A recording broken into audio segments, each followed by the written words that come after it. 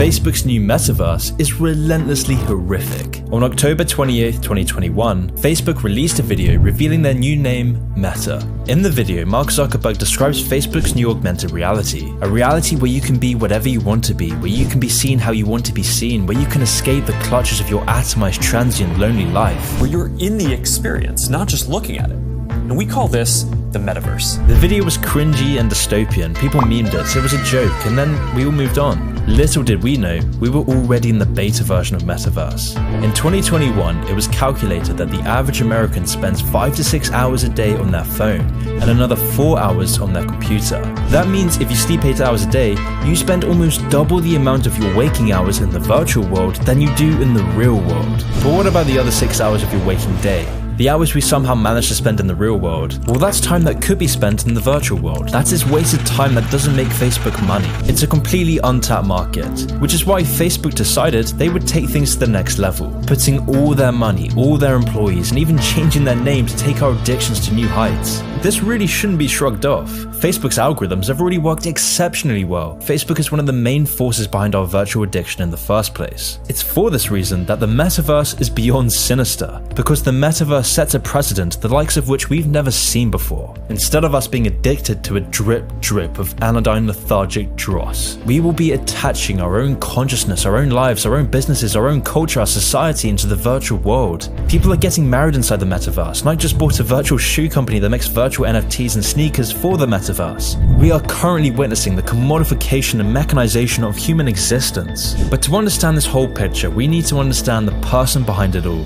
Mark Zuckerberg.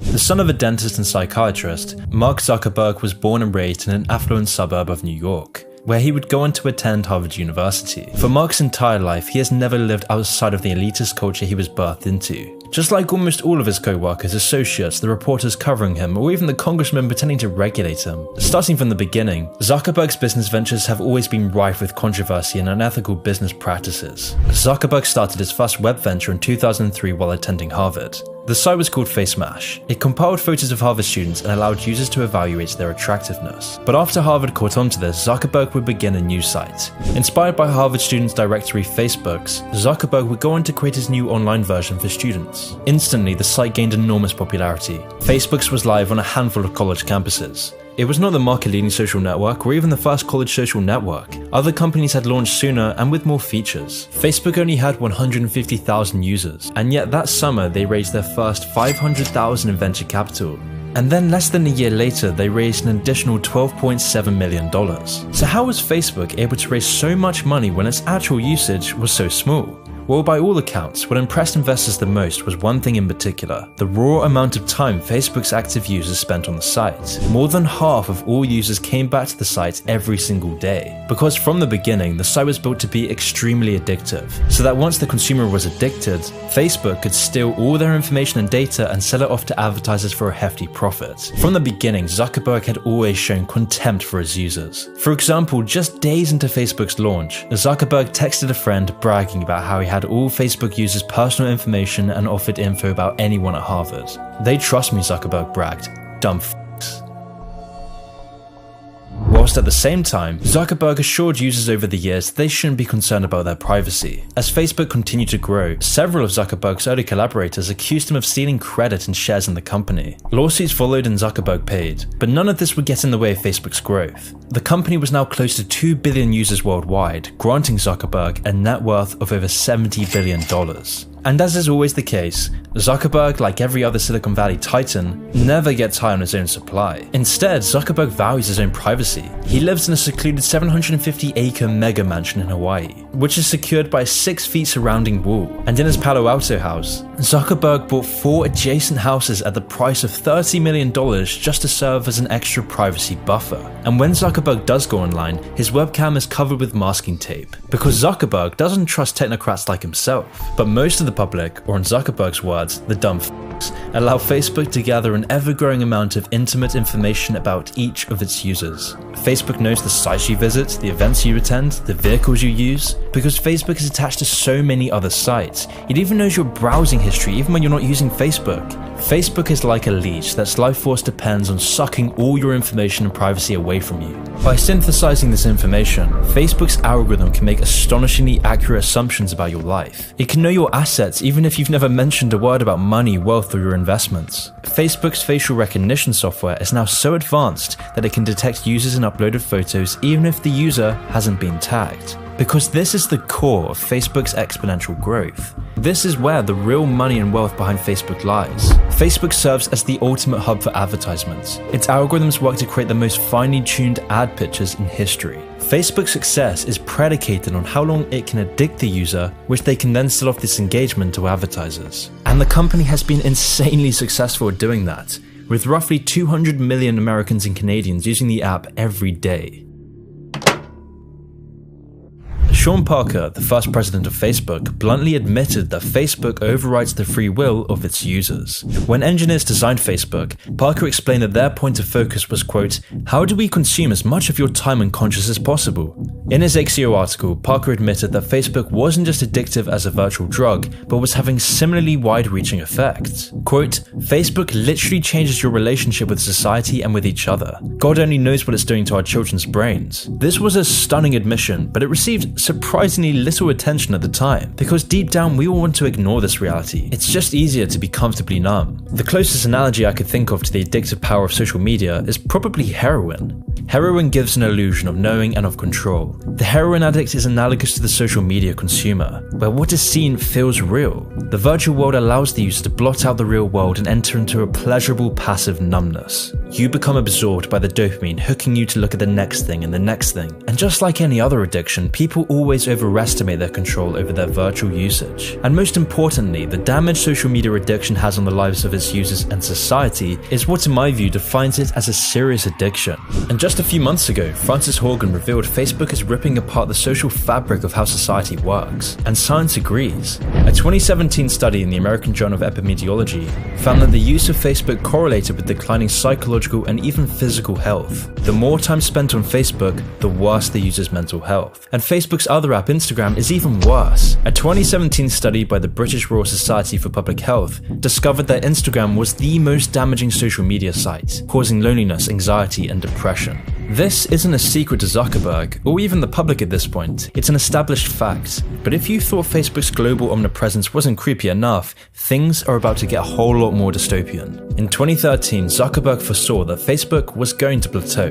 Almost all big tech companies reach their expiry date as quickly as their rise. MySpace, Napster, Yahoo. So Facebook needed to take on radical change, which is why they began to invest everything into VR technology, putting their finest programmers, engineers, designers to revolutionize social media. It would take over 8 years for their first prototype to be produced, and it was called the Metaverse. Now, what's the Metaverse? Well, according to Zuckerberg, the Metaverse is the next version of the internet. Facebook promises that the Metaverse will introduce the world to a new reality, a reality made up of different worlds, avatars, and businesses. Professor Reed explained that, quote, "The Metaverse's ultimate aim is not just virtual reality or augmented reality, it's mixed reality. It's blending the digital and real world together. Ultimately, this blend may be so good and so pervasive that the virtual and real become indistinguishable. And the market for that is gigantic. Whoever controls it will basically have control of your entire reality."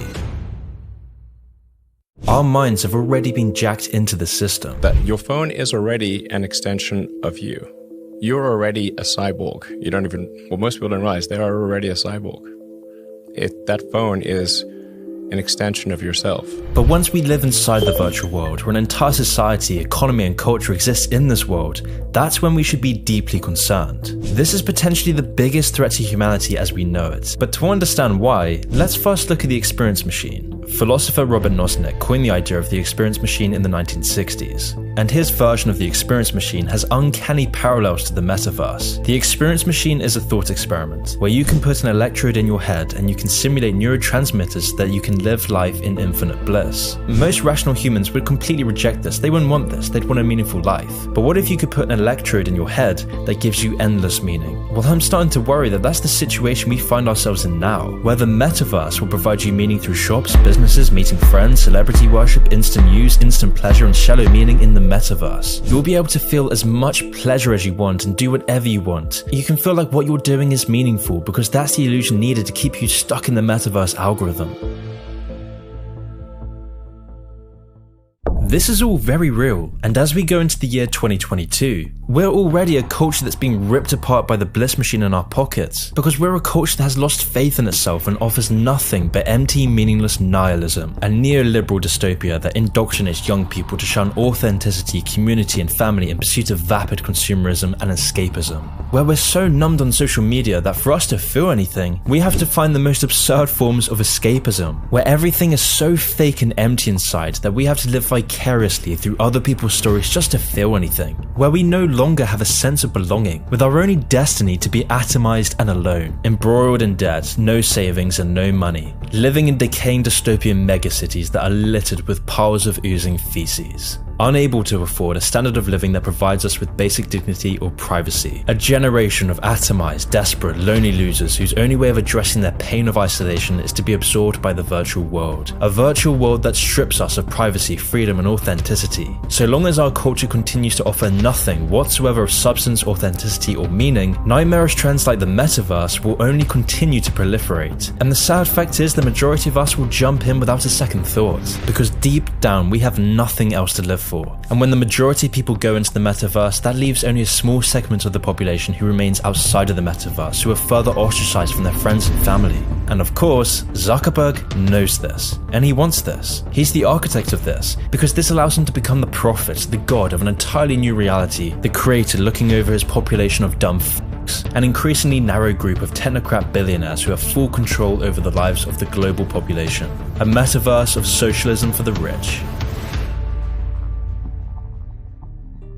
This will serve as the catalyst for the greatest transfer of wealth in recorded history, where all our money and assets are artificially owned in a metaverse owned by technocrats, who have full control of the switch, who have full control of the algorithms that show you specially curated feeds of dopamine hits that continue to shape how you think, how you feel, how you perceive the world. Algorithms that will control your friends, families, and the stimuli around you, which is a very worrying fact considering Silicon Valley is the biggest threat to the West's freedom of speech. For example, back in 2016, billionaire investor, PayPal co-founder, and Facebook board member Peter Thiel was one of the only Silicon Valley executives who donated to Donald Trump's 2016 campaign. Because of his donations, Thiel lost his seat on the board of Facebook on the grounds that supporting Trump was the equivalent of inciting violence. Ellen Powell, the key architect who turned Reddit into the cesspit it is today, explained, quote, "Giving power to someone whose ascension and behavior strikes fear into so many people is unacceptable. Trump's views," Powell wrote, "are more than just political speech fueled by hate and encouraging violence. They make each of us feel unsafe."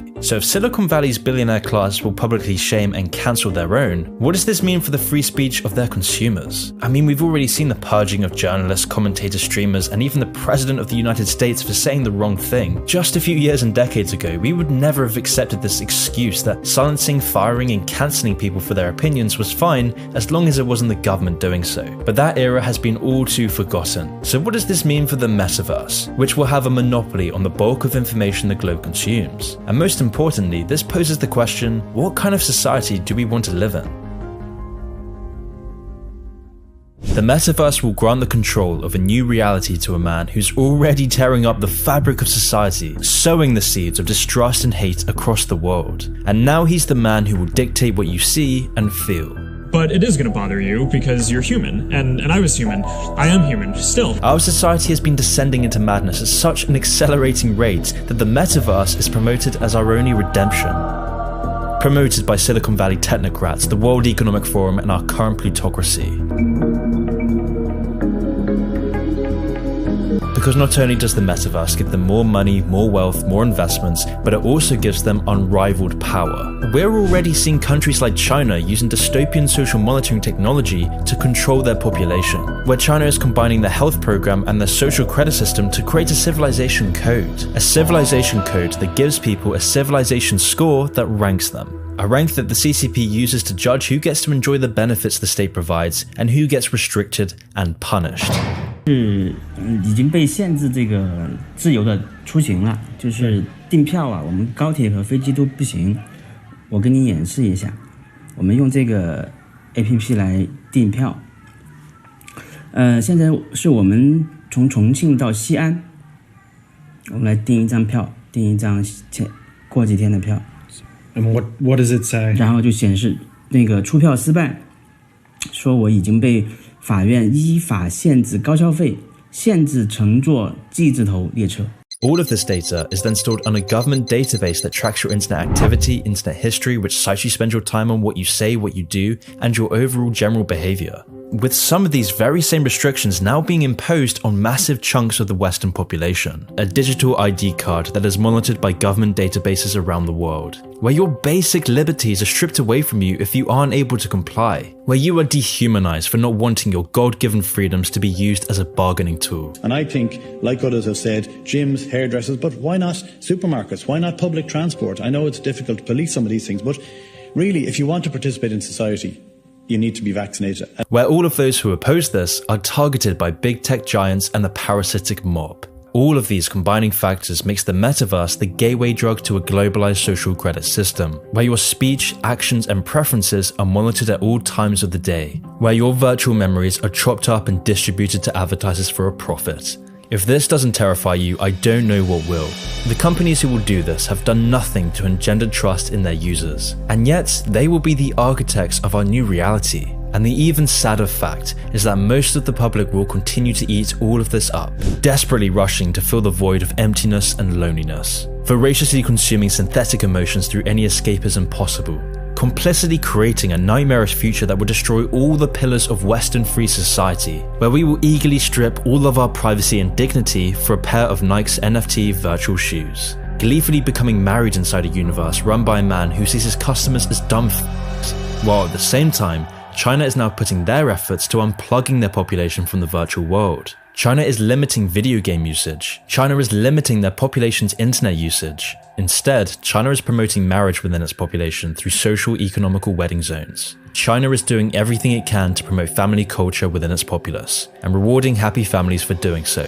A stark contrast to the West, where single parenthood is now praised as a virtue, where marriage and happy families are seen as an oppressive force, where the metaverse is praised by the elites, where the metaverse is willingly eaten up by people so desperate to escape their own hellish reality, a reality that is no longer even real in itself, where everything we eat, everything we consume, all the facades, all the dystopian megacities, all the synthetic pills, reality, we haven't even lived in anything remotely real in years. And that's why only in a society like ours, where nothing is real, does virtual escapism seem like a utopia. Only in a sick society does a man like Mark Zuckerberg become a sanctified prophet, which is why the technocratic vultures are busy licking their lips.